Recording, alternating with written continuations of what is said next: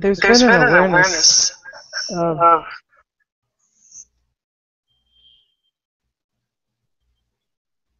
observing all the phenomena, the happiness or the jealousies or the fears or whatever. And then there's been silence. But somehow the silence just isn't left alone somehow. If I'm sitting in silence, which I enjoy now, there's almost like this other voice right here that just starts very negative talk. And it's an old voice. It's like, okay, I'm 64 in a day now, right? I just turned 64 yesterday. So it's about 64 years old, this voice. It's really negative. Oh, it certainly wasn't my voice. It was obviously somebody else's voice, right? So it's been really unpleasant to notice this voice. It's like, who are you talking? Who's talking? First of all, and sometimes I remember to ask, okay, who's talking? And it's like, well, nobody's talking. But it doesn't shut up the voice. It hasn't cut the head off the voice yet. So then there's this resistance and then sitting in silence. I was like, I don't want to sit in silence if that voice is going to show up again. You know what I mean? So, when you look at silence itself, there's one silence which is the absence of phenomenal noise, so to speak. You see, it's just quiet out there. Sensorily, it's quiet. Inwardly, there is no voice of the mind bothering us. That is one silence. But actually, that is not the important silence, although it is helpful. The important silence is the silence of your own being, the silence of that which is aware even of this being. As you get used to this silence, there is no noise in awareness. And if awareness is our predominant self, and the dynamic aspect is just movement upon it, then the dynamic silence, although helpful in this realm, really doesn't touch the silence which is awareness itself. So even when the mind is trying to get your attention, is being unpleasant, is being nasty, whatever it's being, the point is to just see whether something is losing its silence in what we really are. This awareness is something becoming unsilent. Is that even possible? So, in fact, you can go as far as to say that the first noise is the creation of this dynamic sense, I am itself. And this unchanging, silent awareness, the first seeming vibration or noise, is this primordial sense of being itself. Because nobody can say that in sleep state there was noise. Deep sleep means there is nothing at all. So, what was the first flutter? The first flutter was this primordial vibration of being, consciousness, I am. And then all of this movement started. So, from that perspective of awareness, all of this is vibrating, is dynamic. But even then, with the creation of all of this noise and potential for noise, even then nothing moved. Nothing became noisy for awareness itself. And that is the important silence. And as we get more and more accustomed to this, less and less fearful of this empty feeling silence, this nothing feeling silence, then it doesn't matter whether we are in a marketplace, either outside, or if our head is a marketplace of noise. It doesn't really matter so much. Actually, our attraction is there for this noise because there is a fear of the emptiness which awareness seems like at the moment. And once this fear of this nothingness starts to dissolve, then there will not be so much attraction to this noisy environment, either seemingly within our heads or outside this, outside. Ah. So, while you were talking, I noticed that there was a noise inside that wasn't letting me hear you, and I was thinking, okay, I'm going to have to re-listen to this later. But I just heard what I just heard. It kind of clicked. That this negative chatter is there because there's too much fear to be silent in this awareness. Let's say that the negative chatter is believed or has seems to have some power still over us because there is an urge to go to this rather than accept the emptiness or the nothingness of what we are. Mm-hmm. That makes sense. How do you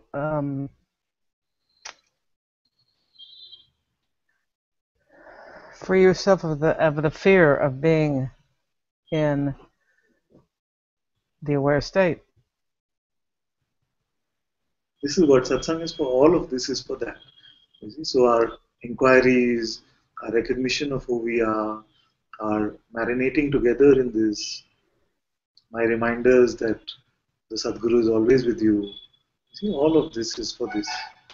So, not believing our thoughts, experimenting, playing with these things, and seeing that nothing really falls apart without going to the mental chatter, and more recognizing that I am this non phenomenal from which all phenomena arises.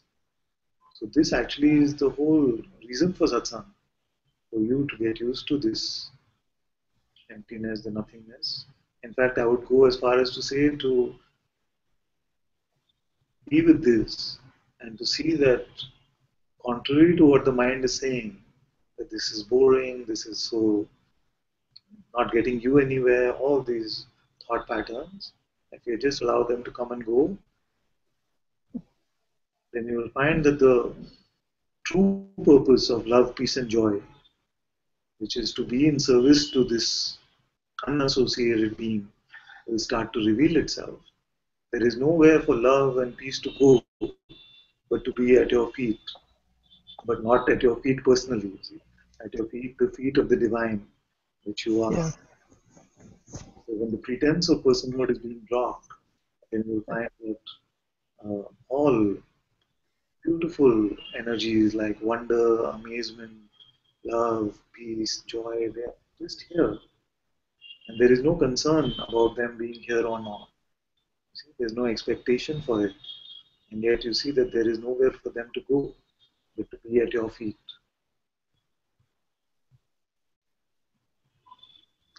There is a lot of that, a lot more. Yeah, there was a lot more, and it's delightful. And when it's there and I'm in it, I'm like, oh, I want this every single second of my life. And then it's almost like this other entity takes over, takes over my body and goes, wah, yeah, wah, and then I start feeling very negative, and I have to work really hard not to feel negatively. The thing is, like you mentioned the word intention earlier, Mm-hmm. find that these beautiful energies are not in service to any intention. They Mm. are actually in service to our unintention, our emptiness, you see, our unassociation with any concept.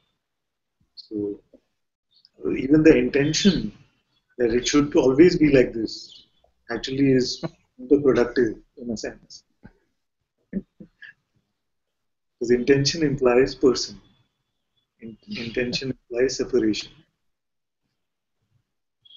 Yeah. God is not, consciousness is not projecting this world on the basis of an intention as we understand it. It is not a personal intention, it is not a desire. In fact, it's very beautiful to look at this, and maybe we can digress for a minute because this Mhm. topic came up about intention. It is often said that we experience the fruits of our actions. We are talking karmically now in the laws of this realm, which we rarely do. But that word intention reminded me that there is something there also that can be spoken about. So it is often said that we experience the fruits of our actions, but that fails even the most basic contemplation, you see. That fails even the most basic contemplation because there is the action of a doctor and a criminal could be the same, of a surgeon and a criminal could be the same. Because the surgeon is using a knife to cut someone. Sorry for the daily example, but the surgeon is using a knife to cut someone, and also a criminal is using a knife to cut someone. Therefore, it can Yes. be that both of them experience the same fruit, although their actions were the same, seemingly. So therefore, this basic inquiry, then the concept that you experience the fruit of your actions fails immediately. Then what could it be? Then we could say that we experience the fruit of our intentions. Mhm. Now, Mhm. the doctor is intending good, is it? Is helpful, and therefore in this realm it seems like it plays like they experience the fruit of their intentions. So this intention. Now, what is said is that once you come to the realization of what you are, and therefore you come to unassociated beingness by dropping of the conditioning. It is also the dropping of this law of karmic. What you sow is what you will reap. This the law of karma itself. It seems to be in operation in this realm, although we are not too concerned about it here. But if it is on the basis of intention on which it operates, then we also notice that it is not possible to have an intention without carrying a belief. You cannot intend for something unless there's a belief about something. So, can there be an intention that I will make it big time tomorrow, or can there be an intention to change our life, or can there be an intention of any sort without there being an underlying belief? So, as we are coming to the end of belief, as we are coming to the end of conditioning, predominantly there is no 100% in this. It is also coming to an end of intention. So, either as we use surrender, if everything belongs to my father, it is his problem. Therefore, we cannot carry an intention for ourselves. So, surrender is the dropping of intention itself. Or when we come to the inquiry to see that there is nobody here that can have a intention or a goal or an ambition of any sort. And as we coming to the dropping of belief, then you find that there is this emptiness of concepts of conditioning. And that is why traditionally it has been said in India that those who come to an associated being are the only ones who transcend their karma or their karmic patterns. And it is also said that in the presence of the Sadguru, your karma gets cut. You see? Yeah. In India, if you've been involved in Indian in spirituality, you would have heard things like this, that you come to your end of your karmic cycle in the presence of the Sadguru, but it cannot happen without the sense of devotion or surrender or inquiring into who is here to carry a particular intention. So, so I feel it's a beautiful digression for us also to be able to look at this to see that as we remain empty, then we are also not in the realm of this karmic intention, or at least as Bhagavan said, that we are not no longer creating any new karma, but still experiencing just the body is still experiencing the fruit of its old karma, the prarabdha karma, which is a from a okay, let's not get too much into it, but your old pool of karmic tendencies which are still there, are still being experienced by the body, but there's Mm. nothing. fresh or new really being created without new intention or new being.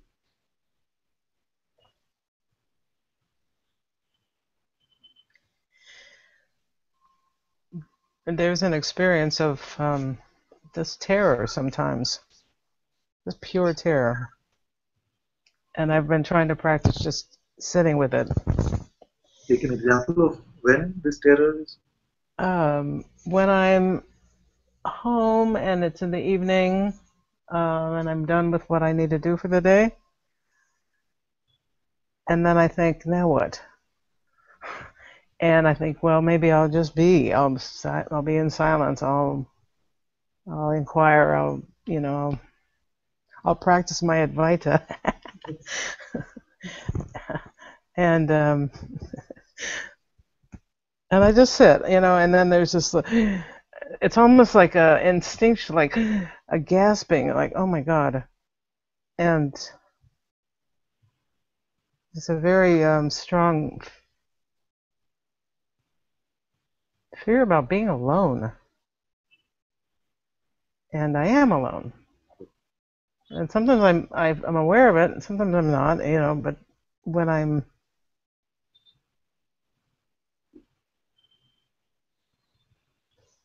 mostly when I'm looking at being silent, or I don't have a specific activity planned out in front of me, then that's when it comes. This is exactly what we've been talking about, which is that the fear of our own self in a way. Hmm. This fear of our own self, because it is no thing in the non-phenomenal sense. You see, and all of us, if we are interested, can go through a transcript which describes the difference between no thing and nothing. Because I feel it is an important distinction. So it's there in the groups, and if somebody wants to read it, it's very useful because it can be a bit confusing because the mind only understands nothing, you see, and its interpretation of the no thing that we are discovering ourselves to be is that, oh, it's just nothing. It's just nothing. I am nothing. Which will Yeah, not be a great discovery. I mean, who wants to discover that they are nothing? yeah, it doesn't feel good. Nobody wants to discover that. But there's a great distinction between the phenomenal sense of nothing, which means it is the absence of all phenomena, is it? But the no thing that we are discovering ourselves to be, because this is the discovery of the non-phenomenal potential for everything to come, because everything comes from this no thing, is it? And yet it is not limited by just the potential for something to come, is it? And it's good sometimes these things are better consumed in the written form, is it? So when you read, you see Yeah. this is easier to understand. But what I'm simply saying is that this no thing which we are finding ourselves to be, although has the potential for everything to come,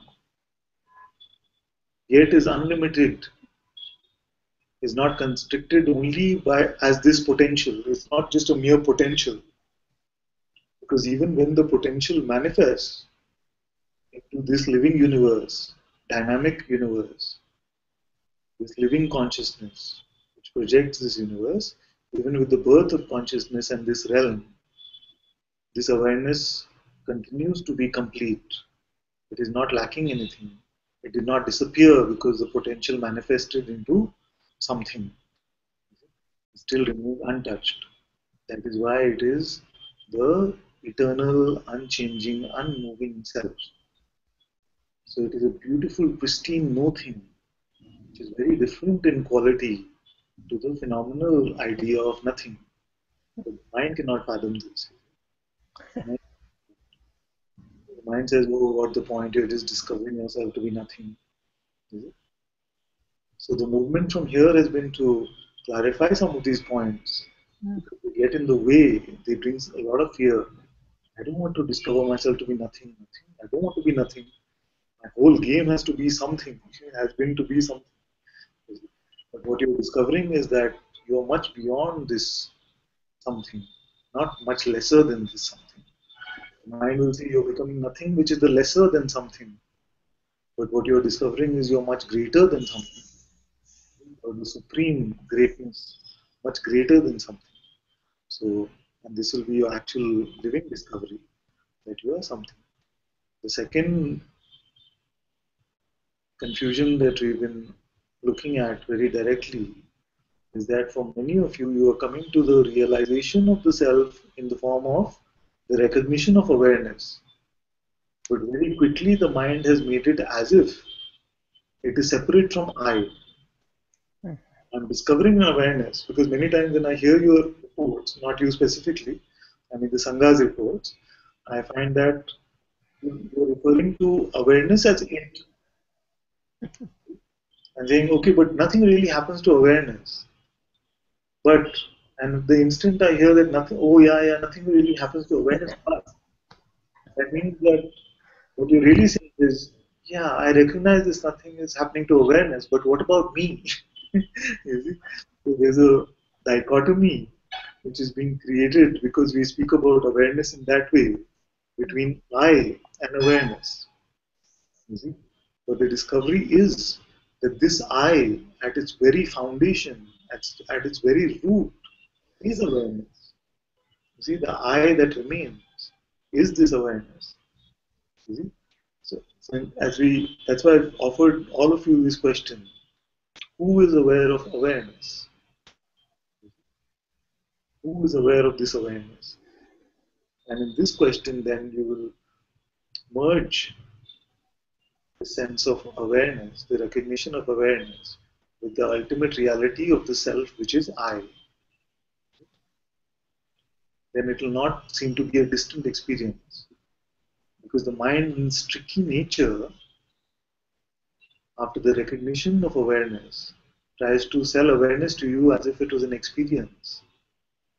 But it is not really an experience. It is the recognition of what you really are. Because if it was not the fundamental of what I am, prior to even the sense I am, then there would be no point in inquiring actually. If you were just moving towards another experience, then it would be no point. We are coming to self recognition, not the recognition of an experience. Self recognition, which, which by definition means I recognition. I'm coming to the recognition of what I truly am. Mhm. So these two aspects I feel are very, very important. And this will lead to the integration of our recognition with our letting go of our false conditioning, because it is seen that I truly is this awareness itself. And then we will not flip flop so much between levels. And when we do also seem to, then it will only be conversationally. What do I mean by that? I mean that our understanding about ourselves, which is the understanding with a capital U, not a mental understanding, remains as awareness. And yet, in the world, there can be a very natural, spontaneous way of living. So, this is not a flip flopping. In the sense, what I'm saying is that because we recognize ourselves to be awareness, we have recognized ourselves. Doesn't mean that we go to a restaurant and we are saying that awareness, which is now playing in its dynamic aspect as consciousness, which is has given itself the label me, would like to have pasta for lunch. I would make pasta for lunch very conversationally. This is a flip flopping of the recognition of what I really am. It is just a spontaneous, very natural way of living in the world. But what I mean by flip flopping is that the moments of quiet and the moments of meditation, the moments of inquiry, you see, yes, awareness. Okay. I am this awareness. But very quickly after these moments are gone, the mind comes back and says, that was a very nice experience for you. You should do No, more. Really, Yes, yes, it does that.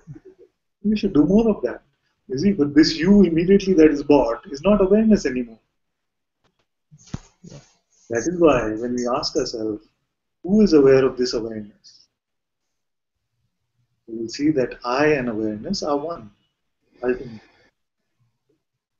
And then the mind will not be able to sell you the story of another I for whom this was also an experience. Hmm.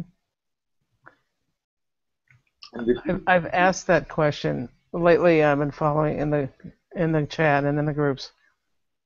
Who's aware of awareness? And when I've asked that, it's clearly awareness that's aware of awareness, or I. And it lasts for about 3 seconds. that will get longer and longer. That's good.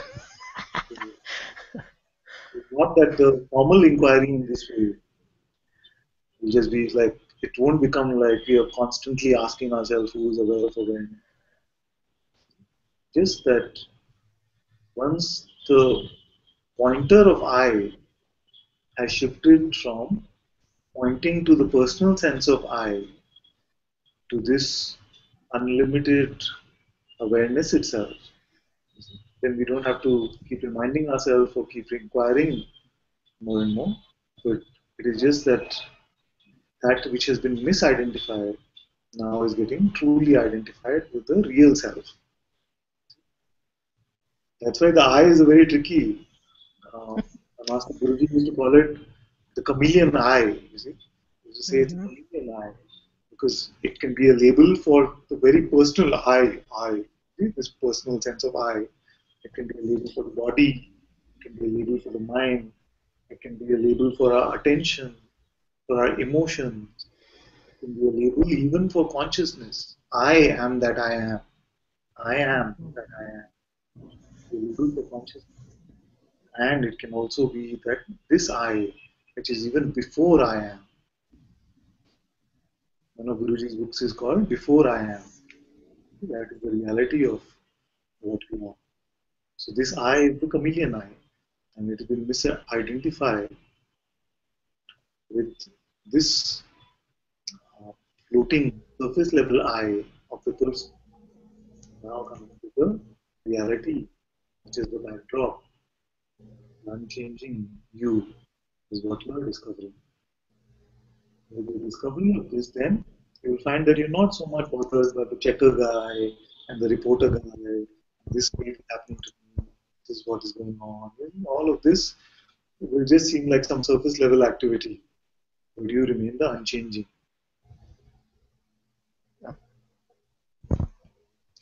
You mentioned a little while ago that there's some written material on the difference between no thing and nothing. And I wondered, is that on your website under written Yeah, materials or if Amaya or somebody is watching, on my? I'll check with Amaya. Okay. very short. She, I feel that okay. something better to consume in the written format, because we can take our time over every sentence, just look and clarify as we go along at our own pace. Yeah. Okay. Thank you so much. It was so delightful to talk to you again. Same, maybe. Thank you. Thank you. Much love.